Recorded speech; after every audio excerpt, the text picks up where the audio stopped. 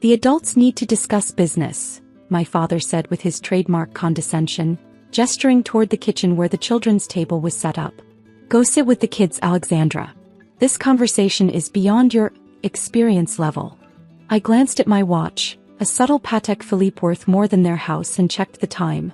6:45 p.m. Perfect. The press release was scheduled for 7 o'clock. Of course, Dad, I said mildly, gathering my plate. Around the main dining table, my siblings and their spouses barely concealed their smirks. After all, at 28 I was the family failure, the one who couldn't handle working at Harrison Industries, our family's struggling manufacturing company. If they only knew I was the anonymous buyer who'd been acquiring their company's stock for the past year. Try not to interrupt the grown-ups, my sister Jennifer called after me, adjusting her designer scarf, a knockoff she thought was genuine. Tom's about to explain his plan to save the company. Tom, Jennifer's husband and the current CFO of Harrison Industries, puffed up importantly. Yes, I've been working on a brilliant restructuring strategy. I settled at the children's table, surrounded by my nieces and nephews.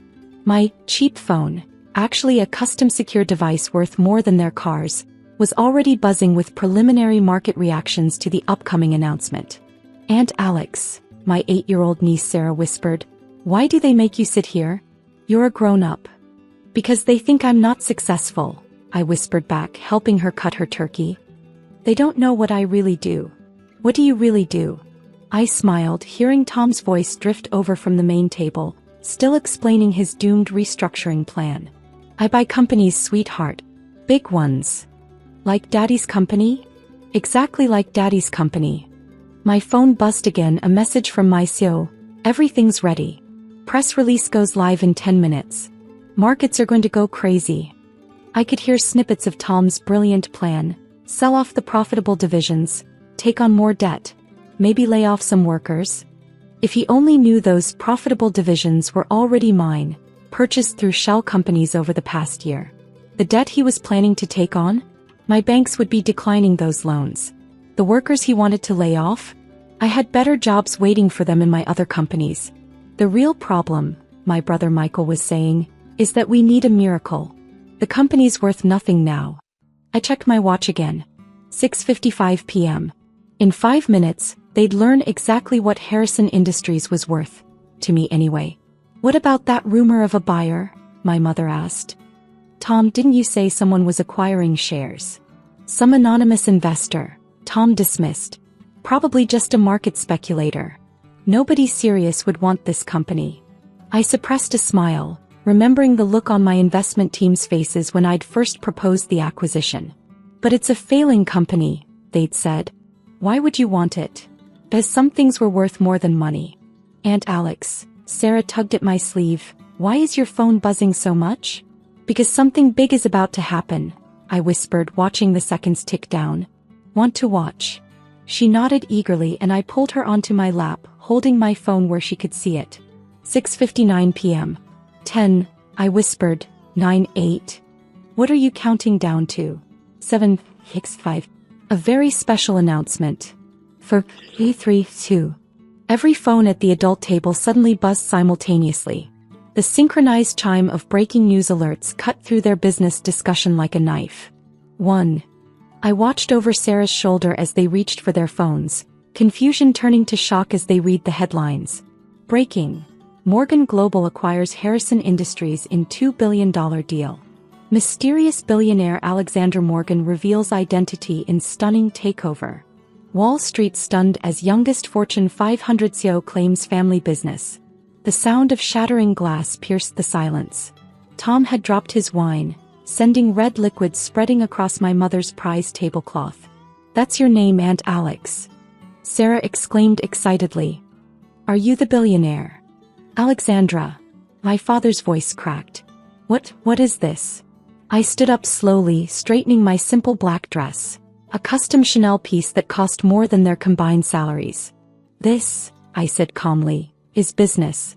And I believe we need to have a serious discussion about the future of Harrison Industries. I paused, letting it sink in. Pie company. The silence in the dining room was absolute, broken only by the gentle clink of Sarah's fork as she continued eating her turkey. oblivious to the earthquake that had just shaken her family's world. My other nieces and nephews looked between me and their shell-shocked parents, sensing something momentous had occurred. This is impossible, Tom finally sputtered, his face turning an interesting shade of purple. Harrison Industries is worth barely $200 million. Was worth $200 million, I corrected, walking slowly toward the main table. Under your management, anyway. Morgan Global's valuation puts it at $2 billion after restructuring. Though that's just the beginning. Jennifer's hands were shaking so badly she had to put down her phone. Morgan Global. But that's the largest private equity firm in the world? I supplied. Yes, it is. Though that's just our public face. The private holdings are considerably more substantial. My father had gone completely pale, his eyes fixed on his phone screen where the headlines kept rolling in. Alexandra Morgan, the silent billionaire behind Morgan Global. Wall Street's greatest mystery solved. Morgan Global CEO reveals identity. Harrison Industries stock soars 500% on acquisition news. But you're just... He couldn't even finish the sentence. Just what, Dad? The daughter who couldn't handle working at Harrison Industries. I smiled slightly. The one you forced out because I suggested modernizing the production lines. Those modernization plans would have bankrupted us. Tom found his voice again. The cost alone would have been less than what I spend on office supplies in a month. I cut him off. Morgan Global's quarterly coffee budget is larger than Harrison Industries' annual revenue. My phone buzzed again, messages from various world leaders and business titans congratulating me on the acquisition. The president wanted a meeting. The British Prime Minister was inquiring about UK expansion possibilities. Speaking of finances, I continued, pulling up a document on my phone, let's discuss your creative accounting, Tom. The SEC is particularly interested in those offshore accounts you've been using. The color drained from his face. What offshore accounts? The ones where you've been hiding company assets. Did you really think Morgan Global's forensic accounting team wouldn't find them during due diligence? Jennifer turned to her husband, horror dawning on her face. Tom, what is she talking about? Oh, he didn't tell you? I raised an eyebrow. About how he's been embezzling from the pension fund. About the shell companies he set up in the Cayman Islands. My mother's hand flew to her pearl necklace, the one she'd bragged about Dad buying her last Christmas. But Tom's been handling all our personal investments. Yes, he has, I confirmed. And as of... I checked my watch, 12 minutes ago, those accounts have been frozen pending federal investigation. The children's table had gone quiet, the kids watching the adult drama unfold with wide eyes. Sarah tugged at my sleeve again. Aunt Alex, does this mean you're everyone's boss now? Yes, sweetheart, it does. I smiled down at her. In fact, why don't you all go play in the family room? The grown-ups need to have a serious discussion. As the children filed out, I turned back to my stunned family. Now then, let's talk about what happens next. What do you mean, what happens next? Michael demanded. You can't just walk in here and take over our company. Actually, I can. And I did. I pulled out my phone again, bringing up another document. I own 87% of Harrison Industries shares. The board approved the acquisition unanimously this morning. It's done. The board, my father's voice cracked. But I'm the chairman. Not anymore, I corrected. As of 7 p.m. you're retired. Along with the entire current management team. Tom started to stand up, but my words froze him in place. The entire management team? Did you think I'd keep a CFO who's been embezzling from the company? I asked mildly. The FBI will be here shortly, by the way. They're very interested in those offshore accounts. Jennifer burst into tears.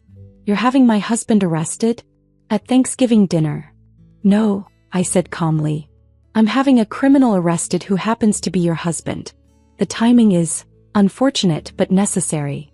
Through the dining room windows, we could see black SUVs pulling up to the house, standard procedure when I traveled anywhere. My security team was already taking up positions around the property. But what will happen to us? My mother whispered. Our savings, our investments, are all tied up in Tom's fraud, I finished. The SEC has frozen everything pending investigation.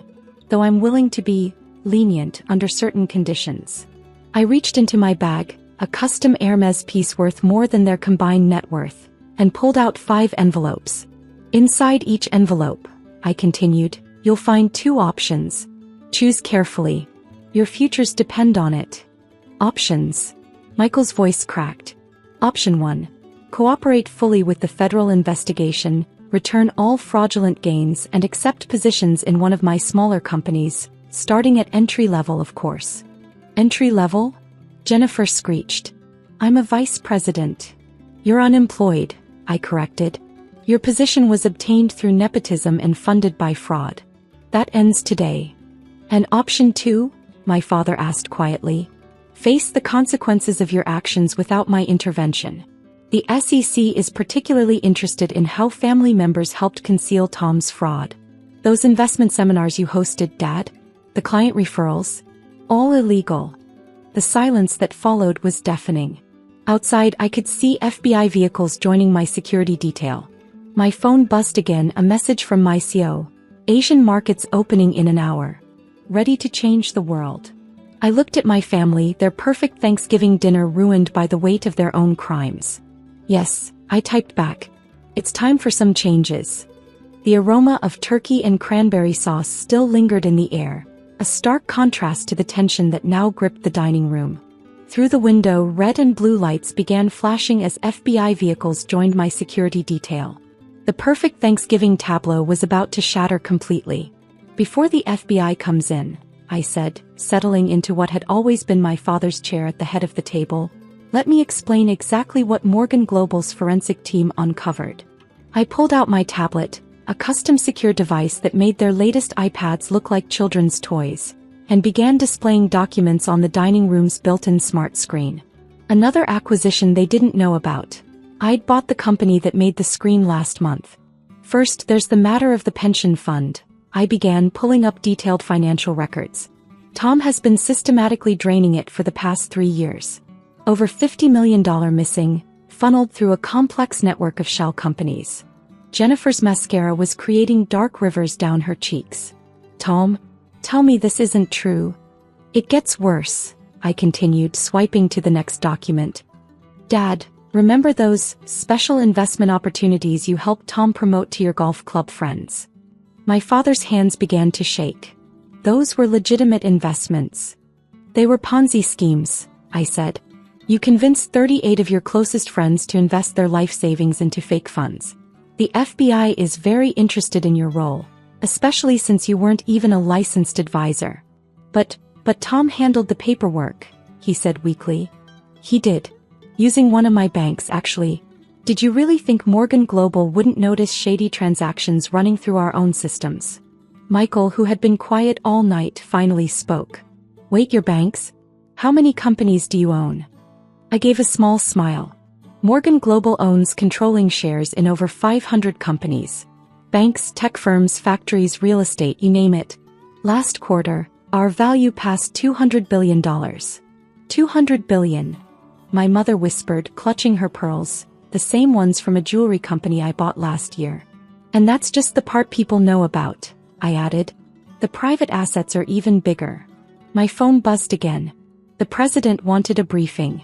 The Chinese premier had questions. I ignored them, for now family came first. Now, I said, let's talk about Mom's charity. The one Tom used to launder money through fake donations. My mother turned pale. But we help children. You helped yourselves, I said. Over $30 million in fake donations. That money ended up in offshore accounts. Jennifer started crying. All our money, everything, was built on lies, I said. Your houses, cars, trips, and country club memberships, paid for with stolen money. I looked toward the hallway where Sarah and the other kids stood watching, confused. They were the real victims, trapped in a future shaped by their parents' greed. Still, I said gently, for their sake I'm willing to show mercy. Mercy? Tom snapped. You're having me arrested. I'm arresting a criminal, I said firmly. You being family doesn't change that. But it does give you one chance. I pointed to the unopened envelopes on the table. Each envelope explains 2 options. Option 1. Cooperate with the investigation, return the stolen money, and start fresh in one of my companies. Entry-level jobs. Earn your way up. No special treatment. What about our money? My father asked quietly. It's frozen for now. You'll get a living allowance based on how much you help. The fancy houses, cars, and luxury stuff? All seized. Seized. Jennifer shouted. Where are we supposed to live? Morgan Global has housing for employees in transition. Simple but clean and safe. Your kids' education will be covered too. And option 2? Michael asked as he finally picked up his envelope. Simple, I said. Refuse and the FBI and SEC get everything. You face the full consequences on your own. Just then, footsteps echoed in the hallway. FBI agents were arriving, led by my head of security. Ms. Morgan, he said, the agents are ready. Thank you, James. I stood adjusting my Chanel dress. You have until they walk in to decide. Choose wisely. Wait, my mother cried. All these years, why didn't you tell us who you really were? I looked around the ruined Thanksgiving table. I tried, I said. Last year I offered to help modernize the company. You laughed. Said I didn't understand business. Jennifer waved her hands. But your office, your clothes, your car. All part of staying hidden while I built something real, I said. You showed off stolen wealth. I built a company that creates jobs and helps people. Morgan Global now has over 400,000 employees. We build things that matter. FBI agents walked in. The room went still. One last thing, I said. I took out a paper and placed it on the table. A list of every Harrison Industries employee. Their jobs and pensions are safe. Why? My father whispered. After how we treated you? Because that's the difference, I said. Real success isn't about revenge or showing off. It's about building something honest and lasting. An agent stepped forward. Miss Morgan, we're ready. I nodded. You have seconds. Choose. Tom's handcuffs clicked. The others rushed to open their envelopes. My phone buzzed. Another message from my CEO. Asian markets are going wild. Ready to rebuild the right way. I looked at Sarah and the other kids watching from the hallway. Their future would be different. It would be real. Yes, I replied. It's time to show them what honest success looks like. Because true power isn't destroying people. It's building something better. And this was just the beginning. I adjusted my simple blue maintenance uniform in the mirror of my penthouse bathroom, making sure it looked appropriately worn. The irony wasn't lost on me, a billionaire deliberately dressing like a janitor. But I had my reasons. My name is Alexander Chen, though my family knows me as just Alex. To the business world, I'm AC Morrison, the reclusive founder and CEO of Morrison Technologies, a cybersecurity company worth over $50 million. But to my family, I'm just the disappointment who works as a maintenance man at some office building downtown. The annual family reunion was today, held at my uncle's mansion in the wealthy part of Boston. As I pulled up in my old Honda Civic, not the Aston Martin sitting in my garage, I could already see the expensive cars lined up in the circular driveway. Bentleys, Mercedes, BMWs, my family's favorite way of showing off their success. I parked at the far end of the driveway, next to the catering vans. The car was part of my cover, just like the carefully maintained fiction that I worked as a janitor. My family had always seen me as a failure, and over the years, I found it easier to let them believe that than to correct them. Walking up to the grand entrance, I caught my reflection in one of the massive windows. My carefully crafted image stared back at me, worn work boots, faded jeans, the blue uniform shirt with a generic maintenance company logo. To complete the look, I left my designer watch at home and wore a cheap digital timepiece instead. Oh look, Alex finally made it, my cousin William's voice carried from the doorway, dripping with mock sympathy. He stood there in his tailored suit, champagne glass in hand. Every inch the successful investment banker he never tired of reminding everyone he was. Hey Will, I said quietly, stepping inside. The foyer was packed with relatives, all dressed in their finest, all eager to show off their latest achievements. My mother spotted me from across the room, her face immediately falling into that familiar expression of disappointment.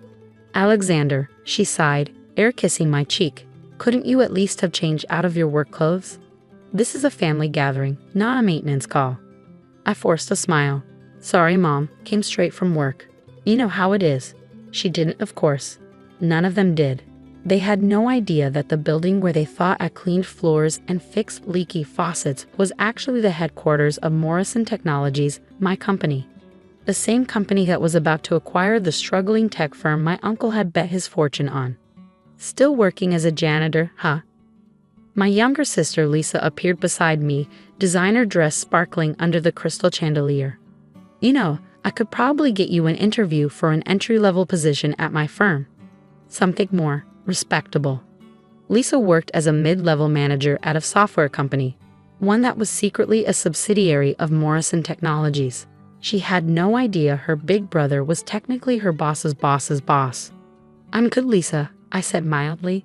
The work's steady, and I like keeping things simple.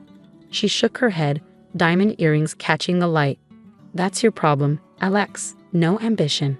While the rest of us were getting advanced degrees and building careers, you were what? Fixing toilets? If she only knew. While they were racking up student debt getting their MBAs, I've been building Morrison Technologies from the ground up. Started in my garage with nothing but a laptop and an idea about revolutionizing cybersecurity. Now we were the leading name in the industry with offices in 12 countries, but they'd never known about any of it. They'd been too busy looking down their noses at my job to notice that I was never around during major company announcements, or that I somehow managed to live in a nice apartment despite my supposed janitor's salary. Uncle Philip's booming voice cut through my thoughts. Everyone, gather round. I have an announcement to make. The crowd shifted, forming a loose circle around my uncle. He stood on the bottom step of the grand staircase, commanding attention in his expensive suit. Behind him, my Aunt Margaret beamed with practiced pride. As you all know, he began, Digital Front has faced some challenges lately, but I'm pleased to announce that we're in talks with a major tech company for a potential acquisition. Once the deal goes through, we'll be stronger than ever. Applause rippled through the crowd. Digital Front was my uncle's pride and joy, a software company he'd built over 20 years. What he didn't mention was that the company was hemorrhaging money, their technology hopelessly outdated. The only reason any company would want to acquire them was for their client list. And tomorrow morning, that's exactly what Morrison Technologies was going to do. The papers were already drawn up, the deal ready to be signed. Uncle Philip just didn't know who was really buying his company. To success. William raised his glass. And to family. Well, most of us anyway. He smirked in my direction. I lifted my plastic cup of soda. They hadn't even offered me champagne, and smiled back. Let them joke. Tomorrow would change everything. Speaking of success, my mother chimed in. Lisa just got another promotion. Senior project manager now. And William's firm handled that merger with Goldman last month. We're so blessed to have such accomplished children. She paused, glancing at me. Well, most of us are. The familiar sting of her words washed over me, but it didn't hurt like it used to. I learned long ago that their approval meant nothing. Success wasn't about impressing family at reunions, it was about building something meaningful. And how's the maintenance business, Alex? Uncle Philip asked, his tone dripping with condescension. Still enjoying the simple life. Before I could answer, William jumped in. Oh, had you heard? Alex got a promotion last month. He's head janitor now. Laughter rippled through the crowd. I saw my mother wince, my father studiously examine his drink. Only my grandmother, sitting quietly in the corner, didn't laugh. She just watched me with those knowing eyes that always made me wonder if she figured out my secret. Actually, I said quietly, there have been some changes at work. Big ones. What, did they finally give you your own mop? Lisa quipped, earning more laughter. If they only knew. The changes involved Morrison Technologies preparing to acquire Digital Front for pennies on the dollar. Uncle Philip's company was worth barely a fraction of what it had been 5 years ago. He'd been too proud to adapt, too sure of his old methods to see the industry changing around him. Something like that, I murmured, checking my cheap watch. Speaking of work, I should probably go. Early start tomorrow. Of course, Uncle Philip nodded magnanimously. Big day of cleaning toilets ahead. But hey, someone's got to do it, right? More laughter. I turned to leave, but my mother's voice stopped me. Alex, wait. She hurried over, pressing a folded check into my hand. Here. A little something to help out. I know things must be tight on your salary. I looked at the check. $500. A drop in the ocean compared to what I'd spend on lunch tomorrow while signing the acquisition papers. But I knew refusing it would raise questions. "Thanks, Mom," I said softly, tucking it into my pocket. "I'd donate it to the building's actual maintenance staff tomorrow." As I walked back to my beater car, I heard William's voice carry across the driveway. "God, can you imagine? 35 years old and working as a janitor? What a waste." I smiled to myself as I drove away. Let them laugh. Let them mock. In less than 24 hours, they'd learn who really owned not just Uncle Philip's company, but half the buildings in the business district, including the prestigious office where William's investment firm rented space. Back in my penthouse, I shed the maintenance uniform and pulled up the latest acquisition papers on my laptop. Everything was in order for tomorrow's meeting. Uncle Philip would finally meet the mysterious A.C. Morrison, though he wouldn't recognize his own nephew behind the success he'd mocked for so long. I poured myself a glass of 30-year-old scotch and walked out onto my private terrace, looking out over the city I'd helped shape. Somewhere down there, my family was probably still laughing about poor Alex the janitor, not realizing that their supposed failure owned most of the skyline they were admiring. My phone buzzed, a text from Lisa. "Hey bro, seriously consider that entry-level position. Can't have my big brother scrubbing floors forever." I took another sip of scotch, remembering the merger documents waiting in my office. Documents that would soon reveal exactly who owned not just Uncle Philip's company, but the firm Lisa worked for as well. Tomorrow couldn't come soon enough. Sometimes the best revenge isn't about proving people wrong. It's about watching them realize they've been wrong all along. But as I stood there, overlooking my empire, I couldn't help but wonder, once they knew the truth, would anything really change? Would they finally see me for who I was, or would they just switch from mocking my failure to resenting my success? Either way, tomorrow would change everything. The janitor they'd looked down on for so long was about to show them exactly who really kept things clean in this city. And something told me they wouldn't be lacking anymore. The morning of the acquisition, I stood in my private elevator, watching floor numbers climb as I ascended to the penthouse offices of Morrison Technologies. Gone was the maintenance uniform, replaced by a Tom Ford suit that cost more than what my family thought I made in a year. Sometimes the best disguise is simply being yourself. My phone buzzed. Another text from Lisa. "Good luck with your big day at work. Try not to flood any bathrooms." I smiled, slipping the phone back into my pocket. In 2 hours, she'd understand exactly what kind of day this was going to be. The elevator doors opened directly into my office suite. My assistant, Sarah, was already waiting with my morning briefing. She was one of the few people who knew both sides of my life, and I could see the anticipation in her eyes. "The digital front team is already here," she reported, handing me a leather portfolio. "Your uncle has been complaining about the wait. He's demanding to know why A.C. Morrison is running late to his own meeting. Is the whole family here?" Sarah nodded. "Just as you predicted. Your uncle brought everyone, your parents, Lisa, William, even your Aunt Margaret. They're all eager to meet the mysterious buyer." Perfect. I'd orchestrated this carefully, ensuring the meeting would be scheduled the morning after the family reunion. I wanted them all there to witness what was about to happen. "How's Uncle Philip's mood?" I asked, reviewing the final acquisition papers. "Nervous, but hiding it behind bluster. He's been bragging to anyone who'll listen about how he's saving the company through this merger." Sarah paused. "He has no idea it's less a merger and more of a takeover, does he?" I shook my head. "He's about to find out exactly what his company's really worth and who's really been running the city's tech industry." The walk to the conference room felt surreal. Through the glass walls, I could see my family seated around the massive table, Uncle Philip at the head, trying to look confident despite the sweat on his brow. My parents, there to support their brother's big moment. Lisa and William, probably hoping to network with whoever this mysterious A.C. Morrison was. I took a deep breath, straightened my tie, and nodded to Sarah. She opened the conference room doors. "Ladies and gentlemen," she announced formally, "Mr. A.C. Morrison." The room fell silent as I walked in. For a moment, nobody moved. Nobody spoke. They were all staring at me, their brains struggling to reconcile the janitor from yesterday with the man in the impeccable suit walking into the room like he owned it. Because of course I did. "Alex?" Lisa's voice cracked. "What are you doing here? This is a private meeting. You can't just. Actually, I cut her off smoothly, taking my seat at the opposite end of the table from Uncle Philip. I can. Welcome to Morrison Technologies, my company. The silence that followed was deafening. William's mouth opened and closed like a fish out of water. My mother gripped the arms of her chair so hard her knuckles turned white. Uncle Philip found his voice first. This is absurd. Some kind of joke. Where is Mr. Morrison? The real Mr. Morrison? I smiled, pulling out the acquisition papers. You're looking at him. Alexander Chen Morrison. Though I typically go by AC Morrison in business circles.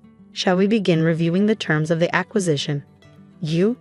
William sputtered. You're the owner of Morrison Technologies, the company that's been buying up half the tech firms in the city. The very same. I turned to my father, whose face had gone ashen. Remember when you told me I was wasting my time playing with computers instead of getting a real job? Turns out those computers built something pretty real after all. My mother's voice trembled. But you're a janitor. We saw you yesterday in your uniform. A uniform, yes, but not for the job you thought. I gestured around the room. I own this building, and the one where William's firm rents space, and the one where Lisa's company operates. Speaking of which, I turned to my sister. How's that mid-level management position working out? Enjoying your work at Subtech Solutions? Lisa's face drained of color as realization hit her. Subtech? We're a subsidiary of Morrison Technologies. You're my boss. Technically, I'm your boss's boss's boss. But yes. Uncle Philip slammed his hand on the table. Enough. This is ridiculous. You expect us to believe that you, the family failure, secretly built a multi-million-dollar company? Where would you even get the startup capital? I pulled up some figures on the conference room's main screen. Remember that app I developed in college? The one you all mocked as a waste of time? Google bought it. Quietly. For $8 million. That was my seed money. Everything since then has been careful investment, strategic acquisition, and hard work. The room erupted in chaos. William was frantically searching for Morrison Technologies on his phone. My mother was close to tears, and Lisa looked like she might faint. But why? My father finally asked. Why pretend to be a janitor? Why let us think you were? Nothing. The question hung in the air, heavy with years of judgment and dismissal. I leaned back in my chair, considering my answer carefully. Because you taught me something valuable, I said finally. You taught me that people show their true colors when they think you're beneath them. Every mock, every dismissal, every condescending offer of help showed me exactly who you all were. And more importantly, showed me who I didn't want to be. I stood up, buttoning my jacket. Now, shall we discuss the terms of the acquisition? The offer is significantly less than what you're hoping for, Uncle Philip. Digital Front's technology is outdated, your client base is shrinking, and your management structure is inefficient. But I'm willing to retain most of your employees, with some changes in leadership, of course. Uncle Philip's face had turned an interesting shade of purple. You planned this. All of it. Actually, you did this to yourself. Your refusal to innovate, your arrogance in thinking you knew better than the young tech crowd. That's what devalued your company. I'm just here to pick up the pieces. I turned to William. By the way, your investment firm's lease is up for renewal next month. I'm raising the rates, significantly. Though I suppose you can afford it, given that merger with Goldman you were bragging about yesterday. William slumped in his chair, looking like he might be sick. Lisa, I continued, there's going to be some restructuring at Subtech. Your position is safe, but you might want to reconsider that entry-level job offer you were so keen on giving me. My mother finally found her voice. The check I gave you yesterday, will be donated to the actual maintenance staff of this building. They're the ones who keep this place running while everyone else is looking down their noses at them. I nodded to Sarah, who began distributing folders to everyone. These documents outline the terms of the acquisition. You'll find them fair, if not generous. You have 1 hour to review them with your lawyers. Though I should mention that most of the top firms in the city are already on Morrison Technologies' retainer. As they sat there, shell-shocked, staring at the documents that would transfer control of Uncle Philip's life's work to the nephew they'd dismissed for so long, I walked to the door. But before leaving, I turned back one last time. Oh, and Mom, Next time you want to help out your struggling son, try asking him what he actually needs instead of assuming you know better. You might be surprised by the answer. The rest of the day passed in a blur of signatures, legal discussions, and shocked silences. By evening, Digital Front was officially part of Morrison Technologies, and my family's perception of reality had been completely shattered. As I sat in my office that night watching the city lights twinkle below, I received a text from my grandmother. "I always knew you were building something special. They saw the uniform, but I saw you. Proud of you, grandson." I smiled. Of course she had known. She was the only one who ever really looked past the surface. My phone buzzed again. "Lisa." I don't even know what to say. "All this time, why didn't you tell us?" I typed back, "Would you have believed me? Or would you have just tried to take control of this too?" No response. She knew I was right. Another message from William. "That lease increase, we need to talk." Delete. Then one from my mother. "I'm so sorry for everything. Can we meet? Please?" I stared at her message for a long time. Part of me wanted to ignore it, to let them all stew in the realization of how they treated me. But another part remembered something my grandmother once told me. Success isn't about proving others wrong. It's about proving yourself right. Finally, I replied, "Sunday dinner. My place. Bring the family. It's time you all saw how the other half lives." I set the phone down and walked to my private elevator. The maintenance uniform still hung there, a reminder of the lesson I'd learned long ago. True worth isn't in what you appear to be, but in what you build when no one's watching. Tomorrow, I go back to being A.C. Morrison, the tech mogul who changed the city's digital landscape. But for now, I had one last stop to make. I changed into the uniform one last time and headed to the building's maintenance office. The staff there, the real maintenance workers, looked up in surprise as I walked in. "Mr. Morrison, what are you?" I held up my hand, pulling out my mother's check and adding several zeros to it. "This is for the team, for keeping this place running while everyone else was too busy looking down to see who was really holding things up." They stared at the check in shock as I turned to leave. At the door, I paused. "Oh, and one more thing. Those uniforms, keep them clean. You never know who might really be wearing one." Sometimes the best way to clean house isn't with a mop and bucket. Sometimes it's by showing people that the person they thought was beneath them was actually the one holding up the floor they stood on all along. And sometimes, just sometimes, the best revenge isn't in proving people wrong. It's in letting them realize they've been wrong all along. As for me, I've got a Sunday dinner to plan. Something tells me my family will be a lot more interested in my simple life now. Funny how perspective changes when you finally see the whole picture. The morning light streamed through the floor-to-ceiling windows of our $12 million mansion as Michael dropped the bombshell that would end our 15-year marriage. "It's over, Rebecca," he said, adjusting his Rolex with practiced indifference. "Jessica and I are in love. She's young, ambitious, everything you used to be before you got comfortable playing housewife.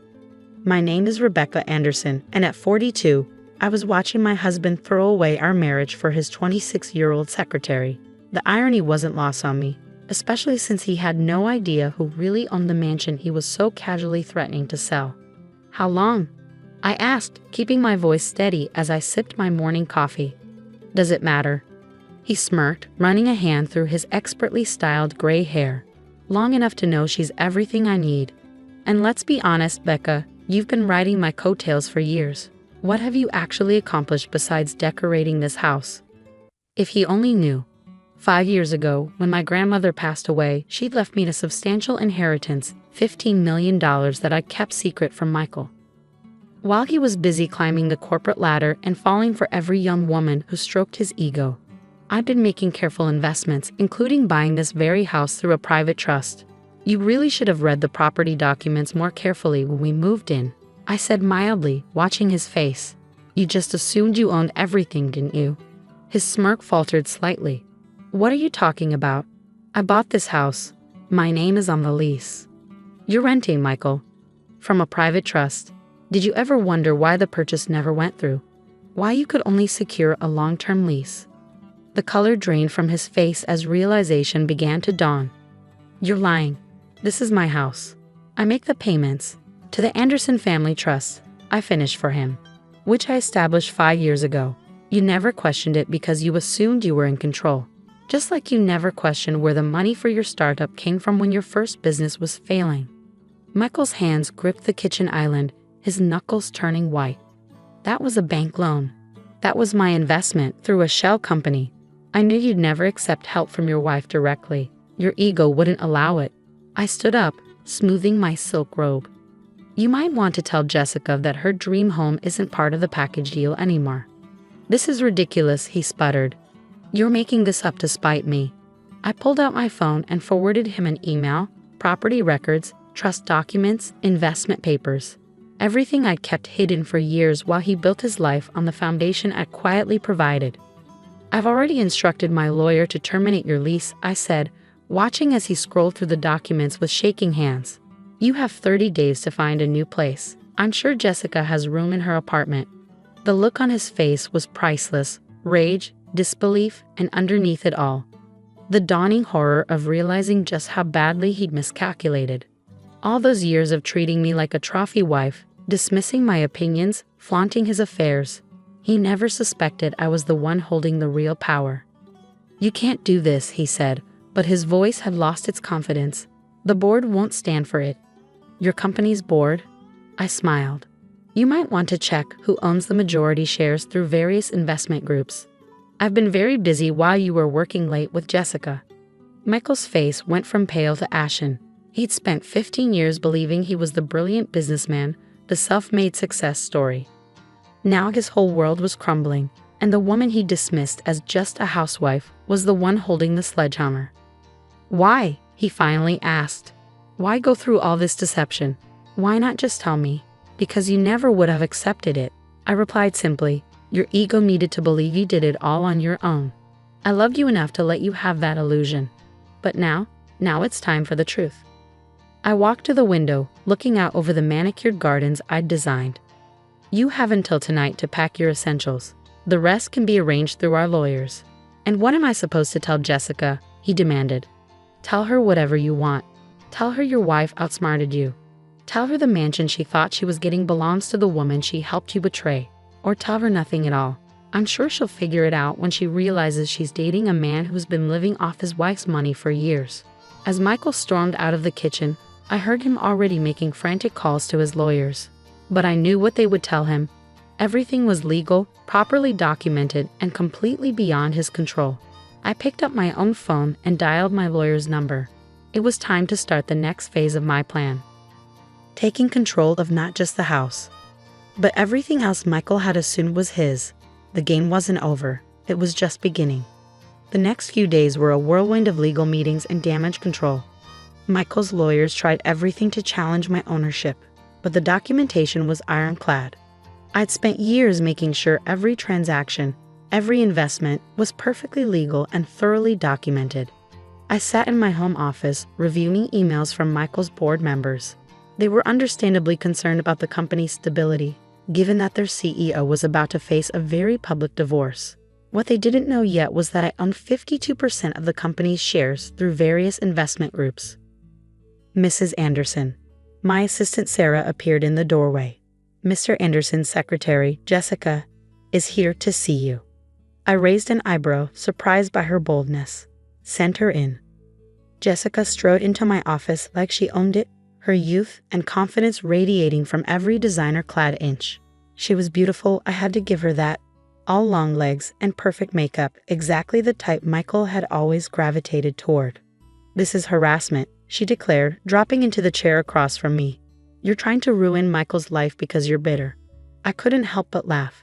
Sit down, Jessica. Let's talk about what you think you know. She faltered slightly at my calm demeanor. I know you're trying to take everything from him, the house, the company. You mean my house? My company? I pulled up the property records on my computer screen, turning it to face her. Everything Michael has been promising you belongs to me. Has he told you that yet? The color drained from her face as she read through the documents. This can't be right. Michael built that company from nothing. Michael built that company with my money. I corrected her. Every major investment, every expansion, every acquisition, all funded through my investment groups. He just didn't know it. Why would you do that? she asked, her voice small. Why hide it? Because Michael needed to believe he did it himself. Men like him always do. I leaned forward. Tell me, Jessica, what exactly did he promise you? The mansion? A position in the company? A life of luxury? She shifted uncomfortably. He said we'd have everything. That once the divorce was settled. Let me guess, he told you it was just a trophy wife who got lucky. That I'd get a modest settlement while he kept everything he'd worked for. I smiled as understanding dawned in her eyes. How much do you really know about the man you're planning to build a life with? Jessica's perfectly manicured hands twisted in her lap. He wouldn't lie to me. We're in love. Like he was in love with his previous secretary, or the marketing intern before that. I pulled out another file. I've documented every affair, Jessica. Every girlfriend he promised the world to before moving on to the next. Would you like to meet some of them? Tears welled in her eyes, smearing her mascara. You're just trying to hurt me because he chose me over you. No, Jessica. I'm trying to show you who Michael really is before you waste years of your life on him like I did. I handed her a tissue. He's not the brilliant businessman you think he is. He's a man who's been living off his wife's money while treating her like she's beneath him. Is that really the future you want? She stood abruptly, grabbing her purse. I have to go. One more thing. I called as she reached the door. Check your company email. You'll find transfer papers to our London office, effective immediately. Full relocation package included. She turned, shock evident on her face. You're not firing me? I'm giving you an opportunity to start fresh, away from Michael's influence. Whether you take it is up to you. After she left, I sat back in my chair, thinking about all the women who'd come before her.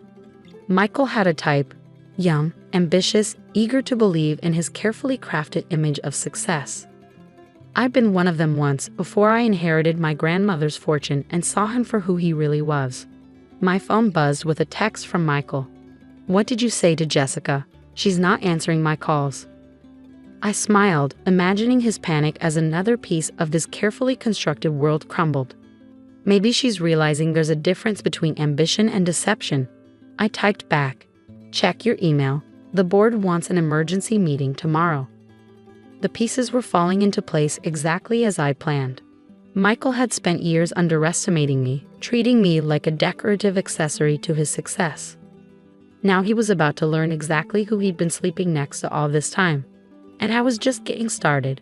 The morning of the board meeting dawned bright and clear. I arrived early, dressed in a perfectly tailored suit that cost more than Michael's first car. The boardroom was already buzzing with tension as members filed in, their faces masks of professional concern. Michael arrived last, looking haggard.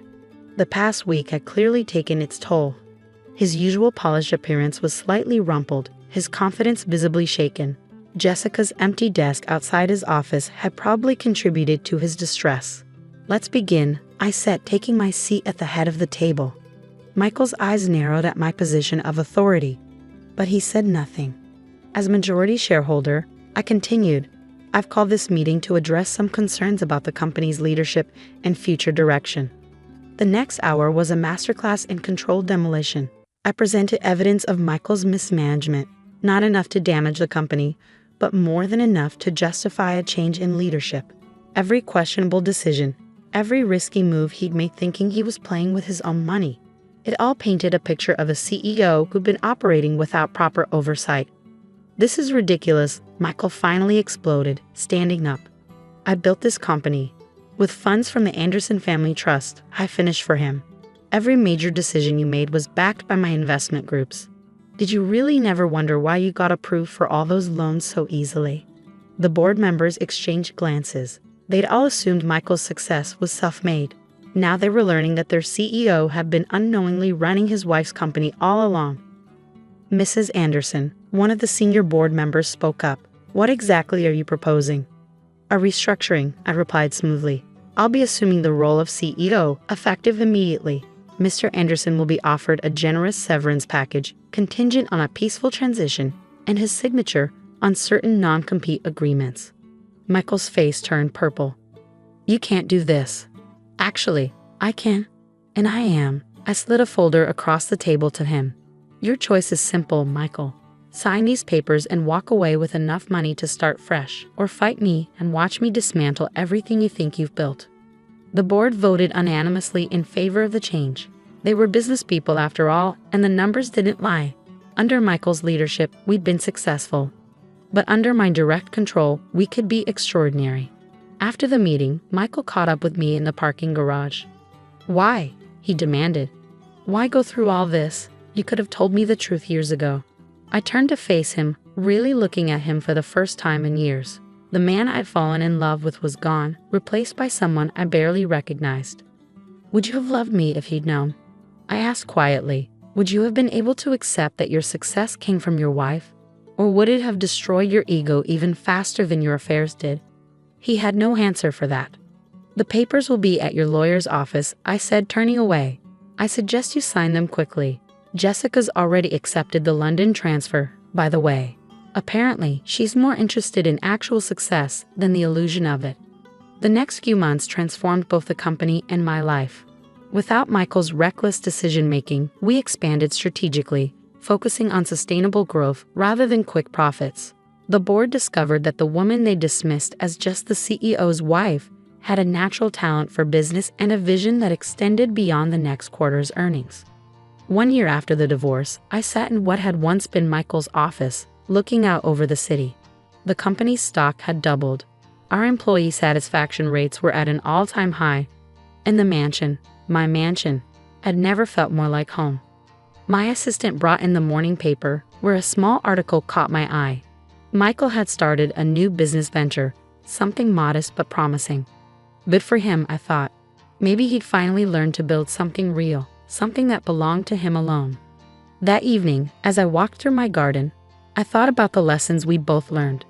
Michael had discovered that true success isn't about appearances or control. It's about creating genuine value, and I had finally stepped out of the shadows, no longer content to be the silent force behind someone else's story. The mansion that Michael had once threatened to sell now stood as a symbol of everything I'd achieved, not just the wealth or the success, but the courage to finally claim my own power, to stop hiding behind a man's ego, and stand proudly in my own light. Sometimes the best revenge isn't about destroying someone else's world. It's about building your own, exactly as you always knew you could.